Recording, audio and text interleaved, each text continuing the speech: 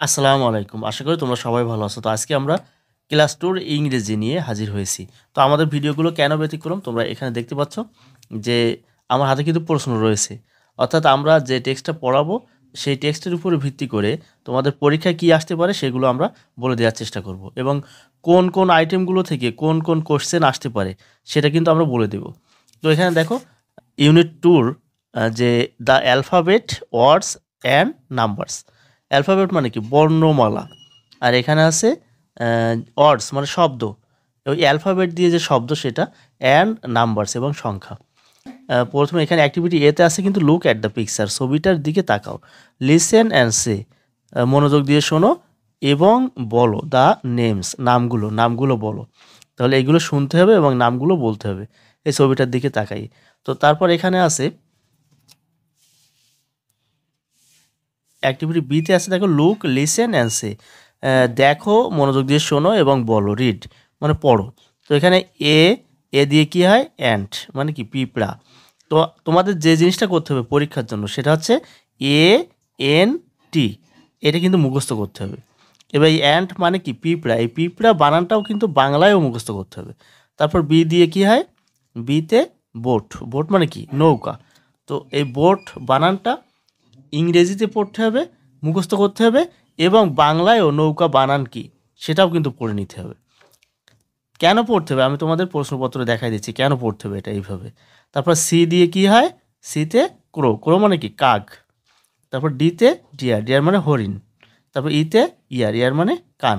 তো এইগুলো কিন্তু আমাদের কি করতে হবে, এই শব্দ এইগুলো ওয়ার্ডগুলো কি করতে হবে ইংরেজিতে মুখস্থ করতে হবে। আবার বলি, আবার বাংলায় এইগুলোর যে এটার অর্থ কী হবে সেটাও কিন্তু ভোকাবুলারি আকারে মুখস্থ করতে হবে।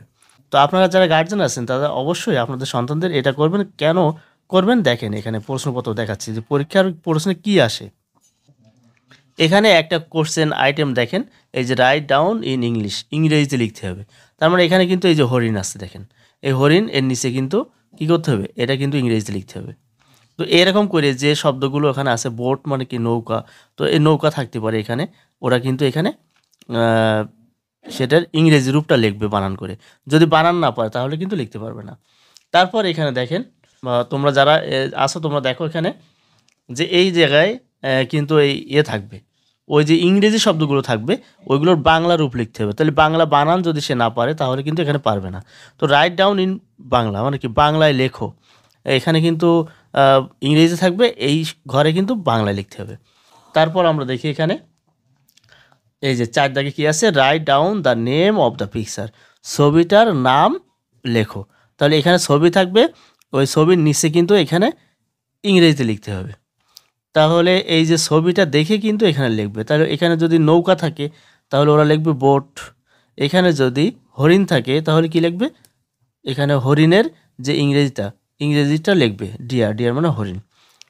আর কি আসতে পারে, এই যে দেখেন এখানে মেক সেন্টেন্স আছে, তার মানে কি বাক্য রচনা করো, অর্থাৎ বাক্য তৈরি করতে হবে এইগুলো দিয়ে।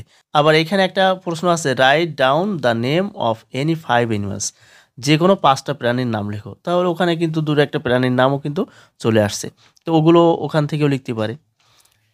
এইখানে একটা দেখেন, এই ম্যাচ অর্ডস মানে কি শব্দগুলো মিল করো উইথ পিকচার্স, ছবির সাথে শব্দ মিল করতে হবে। তাহলে এখানে যে ছবিগুলো আছে সেই ছবির সাথে কিন্তু এই যে শব্দ আছে নিচে এগুলোর মিল করতে হবে। এই যে এখানে কি আছে, মানকি, মানকি কই এইটা, তো এটা দাগ দাগ টেনে কিন্তু মিল করতে হবে। এই যে টাইগার, এটা মিল করতে হবে। তো এইভাবে কিন্তু আরও আছে এখানে। তো আমরা যে আইটেমগুলো পড়বো সেই আইটেমগুলো ছবির সাথে কিন্তু মিল করুন, এটাও পড়তে পারি। তারপর এখানে আমরা একটা দেখতে পাচ্ছি যে রাইট এ ওয়ার্ড, একটা শব্দ লেখো ইউজিং ব্যবহার করে দ্য ফলোয়িং ইজ লেটার, নিচের প্রত্যেকটা বর্ণ ব্যবহার করে একটা করে শব্দ লেখো। তাহলে এস দিয়ে কি হয়, এই যে ডি দিয়ে কি হয়, ডি দিয়ে ডিয়ার মানে কি হরিণ। ই দিয়ে কি হয়, ইয়ার মানে কান। তো এটা আমরা লিখতে পারি। তারপর এখানে এও থাকতে পারে, বিও থাকতে পারে, সিও থাকতে পারে। তো যেটা থাকবে সেইটা দিয়ে একটা করে শব্দ লিখতে হবে। তো এখানে কিন্তু সেটাই ছিল, এখানে এই যে এ দিয়ে কি হয়, বি দিয়ে কি হয়, এগুলো ছিল। তারপর আর কি আসতে পারে, এই আইটেমটাও আসতে পারে, এই যে রিঅ্যারেঞ্জ দ্য লেটার্স, বর্ণগুলো রিঅ্যারেঞ্জ মানে কি পুনরায় সাজাও।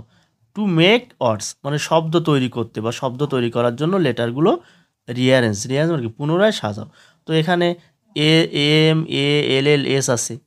তো আমরা ওইখানে যে 5টা ভোকাবুলারি আমরা পড়েছি আজকে, ওই 5টার উপরেও কিন্তু এলোমেলো দিয়ে কিন্তু আবার সাজাতে বলতে পারে। তো এখানে এইগুলোই যে আসবে তা না। তো এখান থেকে এই যে এ এন টি হয়তো ওরা দিল টি এন এ এইভাবে দিল, তাহলে কি করবে এ এন টি ওইটা কিন্তু সাজাই লিখবে। তারপর এটাও কিন্তু উল্টায় দিতে পারে। তো এইভাবে কিন্তু রিঅ্যারেঞ্জ আকারেও কিন্তু প্রশ্ন আসতে পারে। তাহলে দেখেন এই যে ভোকাবুলারিগুলো ওরা যেটা পড়লো সেটা কিন্তু অনেকভাবেই আসতে পারে। তাহলে এখানে আপনারা সবাই লক্ষ্য করেন যারা গার্জিয়ান হিসেবে আছেন, আপনাদের বাচ্চাদের কিন্তু এইভাবে পড়াবেন। তো এইগুলো এই যে ভোকাবুলারিগুলো শব্দার্থ আকারে আসতে পারে, আমি আবার বলি এগুলোর বাংলা অর্থ আসতে পারে, আবার বাংলায় থাকবে ইংরেজিতে লিখতে হবে, আবার এই যে লেটারগুলো থাকবে লেটারগুলো দিয়ে এই শব্দগুলো লিখতে হবে, এরকমও হতে পারে। আবার রিঅ্যারেঞ্জ আকারে আসতে পারে। তো এভাবে কিন্তু ওদের আসতে পারে। আবার পিকচারের সাথে কিন্তু এই ওয়ার্ডের যে দাগ টেনে মিল করা এটাও আসতে পারে। এই যে এই নৌকাটা এখানে থাকলো, আবার এই যে এইটা বোটটা কী হলো, বোট শব্দটা কিন্তু অন্য জায়গায় থাকলো, তখন ওই দাগ টেনে মিল করবে। তো যাই হোক, এভাবে ওরা আস্তে আস্তে সামনের দিকে আরও ভালো করবে ইনশাআল্লাহ, যদি আপনারা এভাবে পড়ান।